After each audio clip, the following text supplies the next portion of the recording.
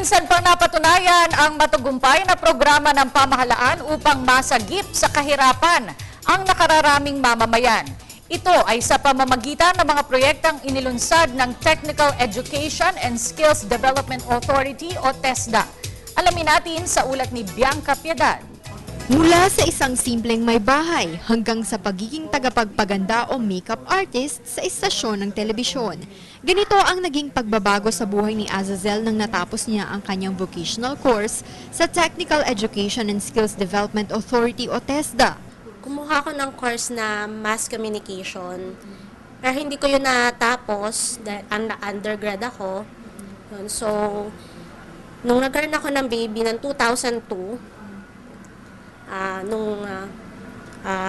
years after that, 2005, nagkaroon ng offer ang TESDA sa mga barangay, yung mga housewife na gustong makapag-aral ng mga basic na course ng TESDA. Kinuha ni Azazel ang short course sa reflexology at cosmetology na inoffer ng libre ng TESDA upang kahit papaano aniya ay makatulong siya sa gastusin ng kanyang pamilya. Pinag-isipan ko kasi sabi niya makatulong din sa akin yun para habang nasa bahay ako, pwede akong mag-sideline, yung mga ganyan. Yun. So, nag-join ako. Malaki ang naging pasasalamat ni Azazel dahil nabigyan siya ng pagkakataon na matutunan ang basic sa reflexology at cosmetology na aniya ay talagang napakinabangan niya para kumita at umunlad sa buhay. After noon, nung graduate ako dun sa course na cosmetology at reflexology, ay may mga pumupunta na sa bahay para magpa-massage, ganon.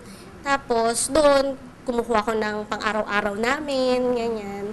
Yun yung naitulong sa akin ng TESDA.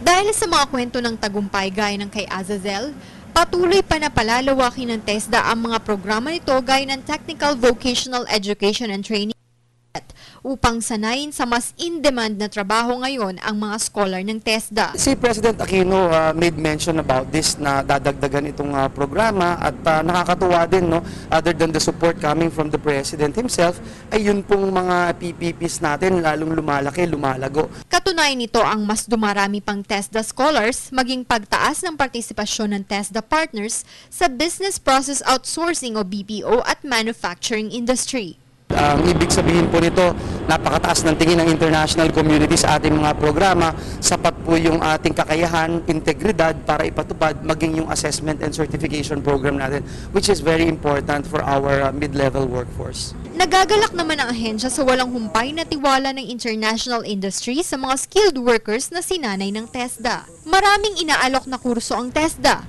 kaya para sa mga interesado, magtungo sa pinakamalapit na TESDA office sa inyong lugar.